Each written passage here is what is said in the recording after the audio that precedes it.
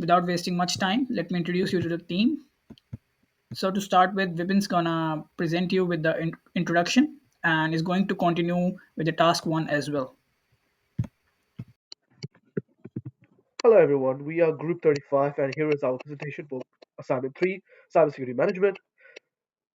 Current international privacy laws such as the General Data Protection Regulations GDPR necessitate that businesses handle employee and customer data with care. Users must have access to concerned history, erase, access, and breach notifications. Organizations must recognize, classify, and map user data in order to maintain the privacy of personal information.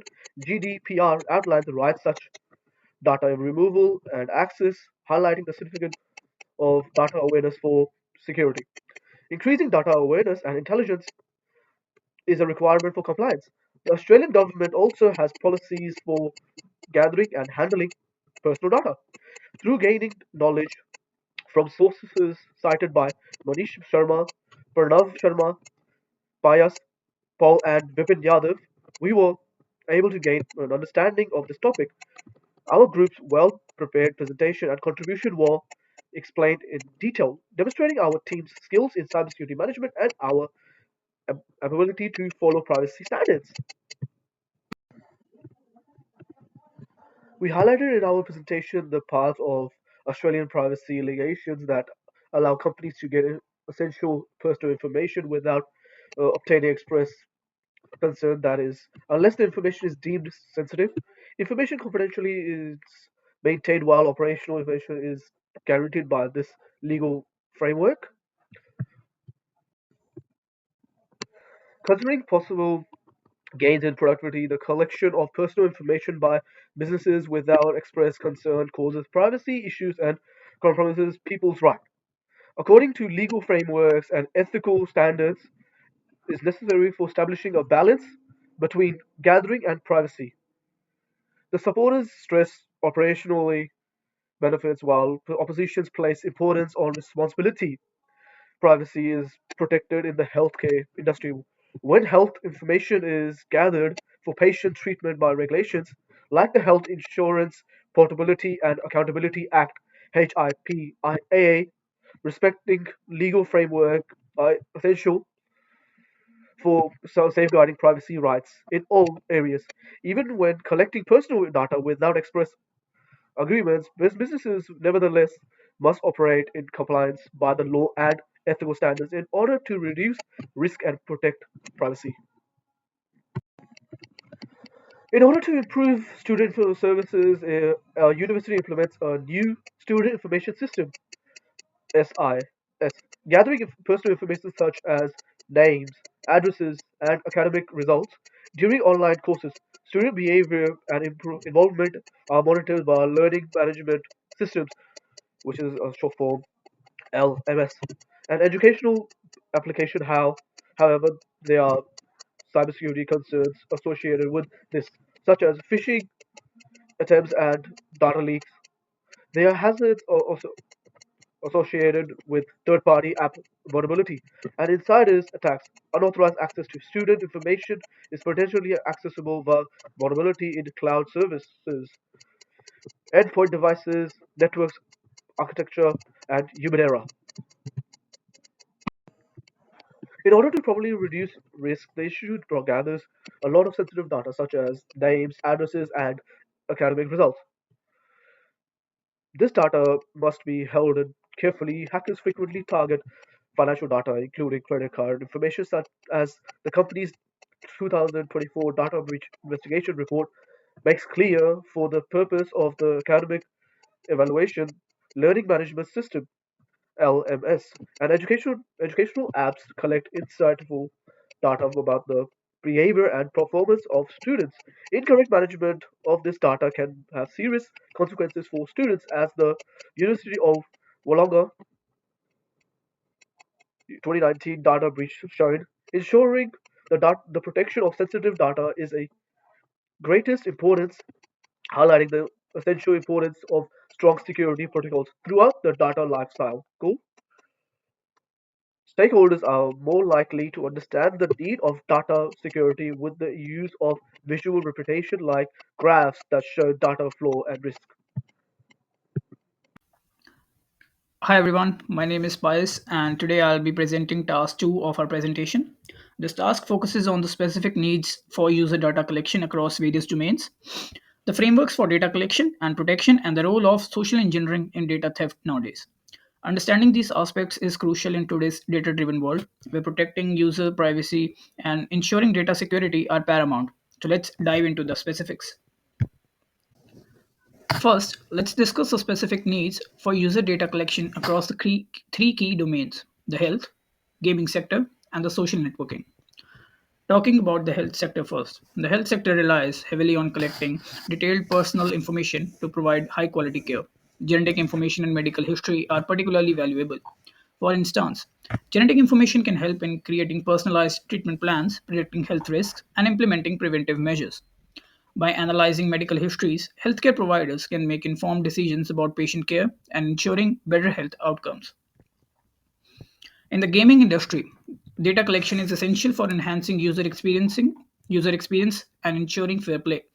By gathering device details and tracking in-game activity, developers can optimize gameplay, tailor experience to individual users, and detect cheating as well. This data helps in providing game design, balancing difficulty levels, and providing personalized content that keeps players engaged and satisfied. When it comes to the social networking platforms usually collect vast amounts of data to personalize user experiences. This includes online activity, user interests, and interactions. By analyzing this data, social networks can recommend friends, suggest groups, and deliver targeted advertisements. Personalized content increases user engagement and satisfaction, driving the platform's growth and user retention. Next, let's explore the tactics of social engineering in data theft. Social engineering exploits human psychology to gain access to confidential information. Here, how it manifests in different domains. In the health sector, attackers usually use phishing emails that appear to be legitimate, medical alerts, or appointment reminders to trick individuals into revealing the sensitive information.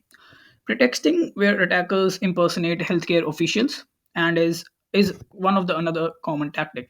For example, an attacker might call a patient pretending to be a doctor and request sensitive information under the guise of updating their medical records. Hence, the data is compromised.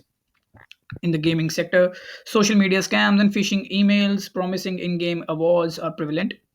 These scams entice gamers to click on malicious links or provide personal information, which is then used for fraudulent activities.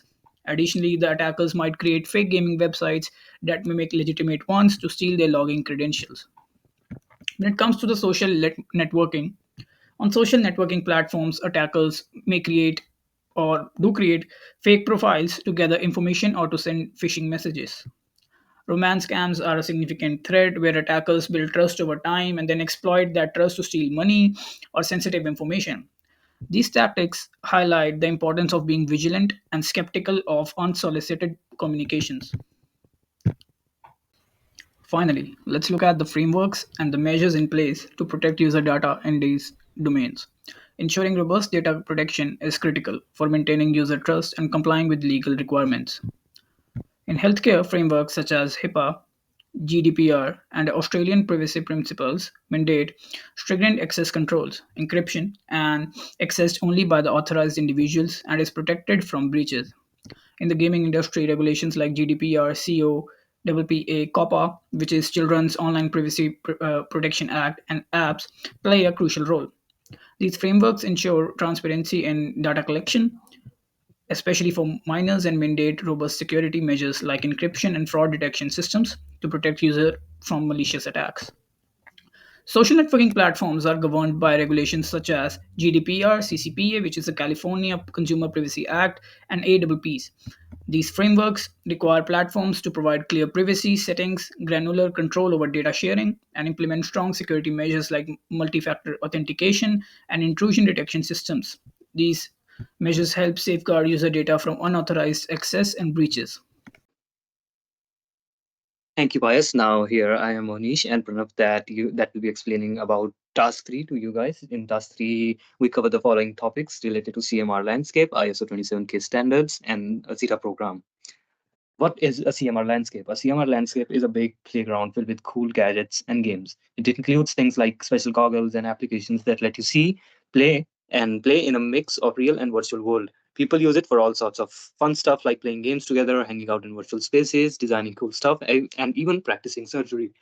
However, these things are not 100% safe. So, for these things, the attacker may interact with the system environment directly or indirectly, focusing on your CMR infrastructure design and topology.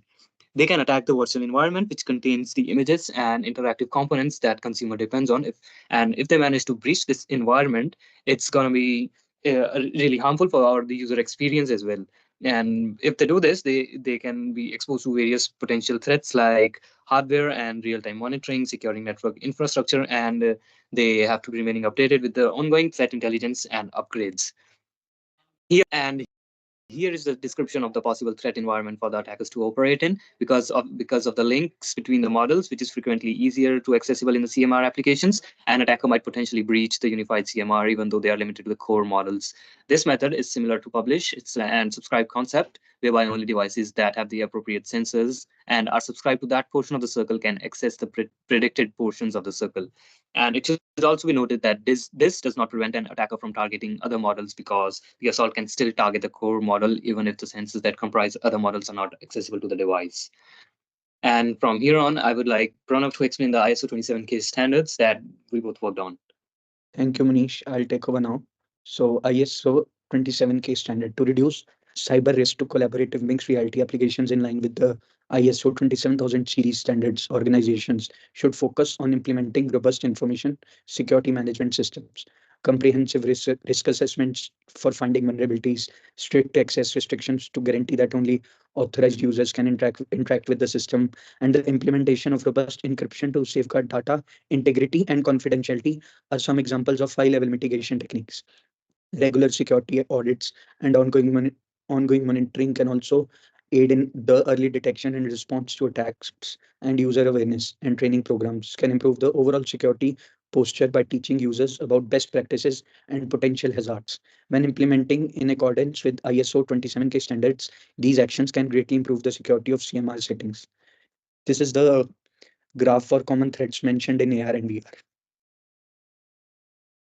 SETA program. In particular to Australian high school students, SETA, which is Security Education Training and Awareness programs, are essential for reducing cyber hazards in collaborative mixed reality applications. Integrating through cybersecurity education into the curriculum, emphasizing both theoretical knowledge and practical skills, was a crucial component in the development of these programs. This ought to address things like spotting phishing efforts, realizing the value of strong passwords, and learning the fundamentals of data encryption. For the purpose of developing practical skills, training should incorporate hands-on exercises like defense drills and cyber attacks simulations. To emphasize the significance of cybersecurity in CMR situations, awareness efforts can make use of captivating formats, including interactive workshops, gamified learning experiences, and real-world case studies. Setup programs help lower the dangers connected with CMR technologies by providing students with essential skills and cultivating a culture of security awareness. Thank you, Manish and Pranav, for sharing the valuable insights and information with everyone. So, to summarize the project, we explored data collection and protection across various domains. We've been analyzed the Australian privacy laws and healthcare data collection. I focused on user data needs in health, gaming, and social networking, examining frameworks like HIPAA, GDPR, and social engineering tactics as well. Munish and Pranav, on the other hand, evaluated real world data breaches and data protection measures, providing actionable improvements. Our team collaboration was crucial. Weapons research laid the foundation. I structured the presentation and made sure the right and the best approach is being followed while making presentations. And Munish and Pranav contributed in practical insights and explaining all the valuable information about data protection measures and actionable improvements. So, at last, I just want to say that throughout this project, we gained deep insights into the data collection and protection, understanding the balance between operational efficiency and privacy. We learned that the importance of legal frameworks like HIPAA and GDPR in safeguarding sensitive information is very crucial. Additionally, we all developed skills in research, critical analysis, and effective presentation as well. This project also enhanced our collaboration and communication abilities, essential for successful teamwork in cybersecurity and data management. Thank you.